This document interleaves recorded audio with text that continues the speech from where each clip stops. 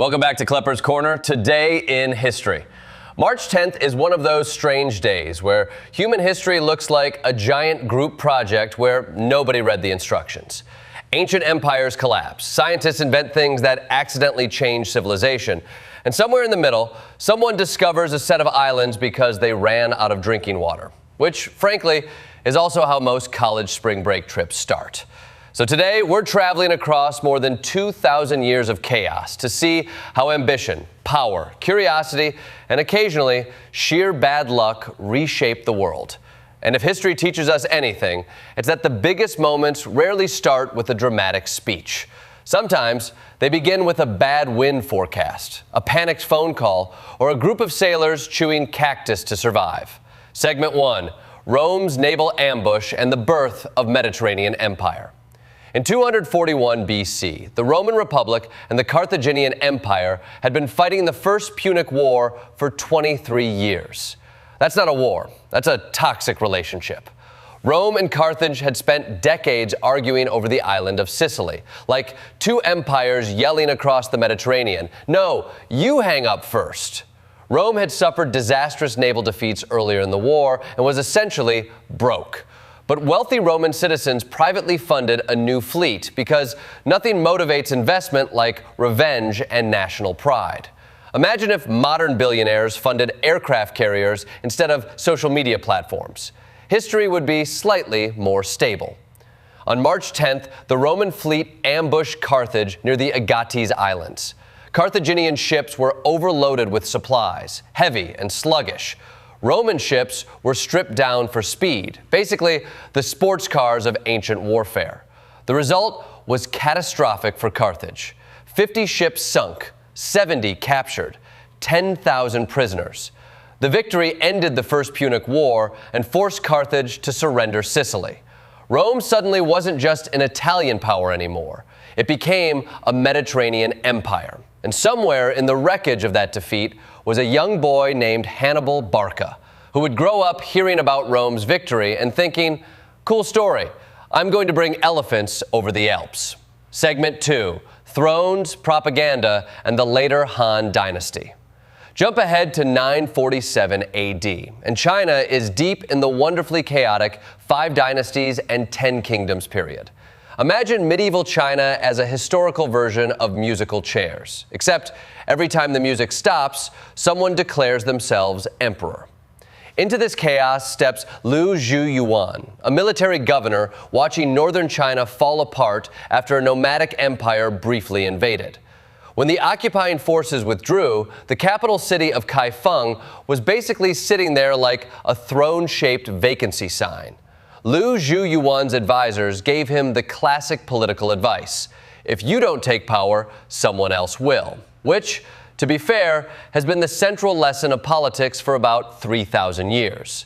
So on March 10th, he declared himself emperor and founded the later Han Dynasty. And because political branding matters, Liu conveniently claimed descent from the ancient Han imperial family. Historians call this propaganda. Politicians call it ancestry research. The dynasty only lasted a few years, but it stabilized northern China long enough for future rulers to rebuild the imperial system, which proves a strange historical truth. Sometimes a government doesn't need to last long to change everything. It just needs to hold the country together long enough for the next regime to take over and pretend they planned it all along. Segment 3, the Pope who declared clerical marriage illegal.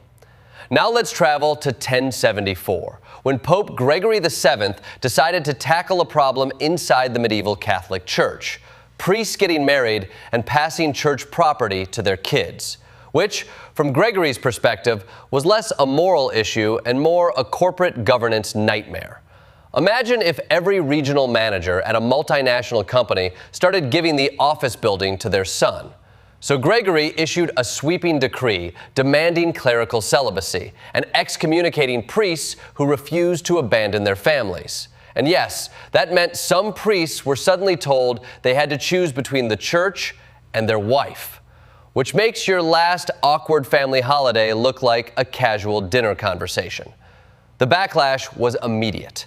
Entire dioceses erupted in protest. Priests argued their marriages were legitimate and backed by tradition.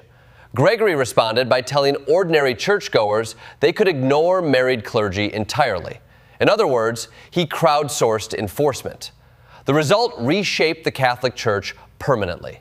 Celibacy became mandatory, church property remained under centralized control, and the papacy dramatically expanded its authority. Medieval reform by papal memo. Not bad for the 11th century. Segment 4, Columbus leaves Santo Domingo and colonial history begins. Fast forward to March 10, 1496, when Christopher Columbus left the Caribbean colony of Santo Domingo and sailed back to Spain.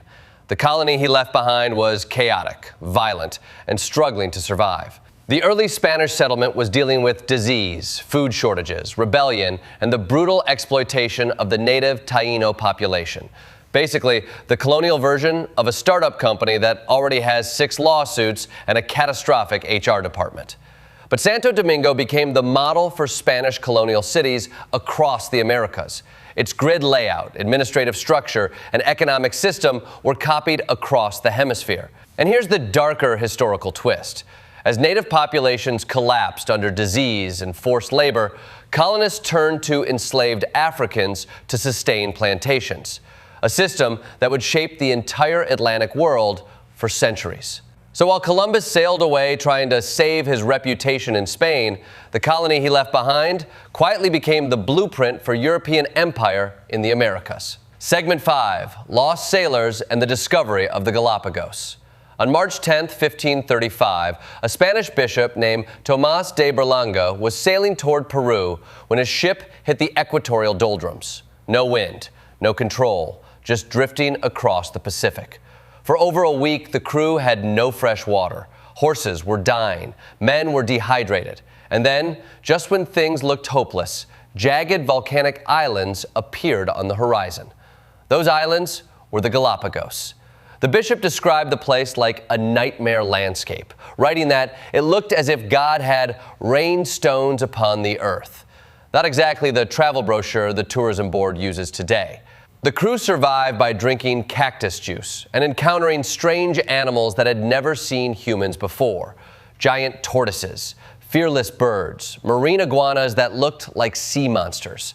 3 centuries later, those same islands would inspire Charles Darwin's theory of evolution, which means modern biology owes a lot to a lost ship and a very thirsty bishop.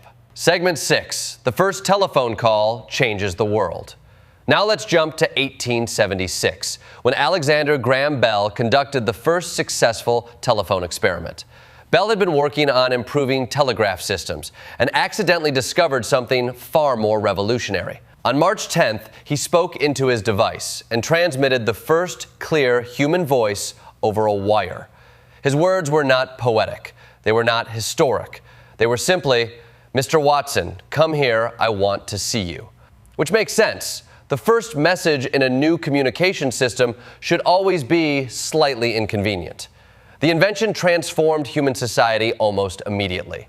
Businesses could coordinate instantly. Emergencies could be reported across cities. And eventually, people gained the ability to call each other and say absolutely nothing for 3 minutes before hanging up.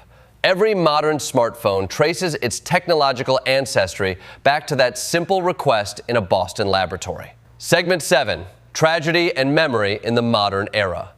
March 10th also carries darker moments. In 1906, a catastrophic explosion at the Courrières coal mine in France killed 1,099 workers, the deadliest mining disaster in European history. The tragedy triggered massive labor strikes and forced major safety reforms. In 1913, Harriet Tubman died in Auburn, New York. Born enslaved, she escaped and returned again and again to rescue others through the Underground Railroad. She later served the Union Army and became a lifelong advocate for civil rights and women's suffrage. Her death closed the life of one of the most extraordinary figures in American history. And in 1945, during World War II, Operation Meeting House saw American bombers firebomb Tokyo. The resulting firestorm killed around 100,000 civilians in a single night. making it the deadliest air raid ever conducted. History isn't just invention and discovery. Sometimes it's also devastation, and remembering those events matters just as much. In conclusion, March 10th shows the full range of human history in a single day. Empires rise from naval battles. Dynasties form in moments of political chaos. Religious institutions reshape themselves. Explorers stumble onto islands that transform science. Inventors accidentally revolutionize communication. And heroes like Harriet Tubman leave legacies that outlast their own lives. History rarely moves in straight lines. It zigzags through ambition, accidents, conflict, and curiosity.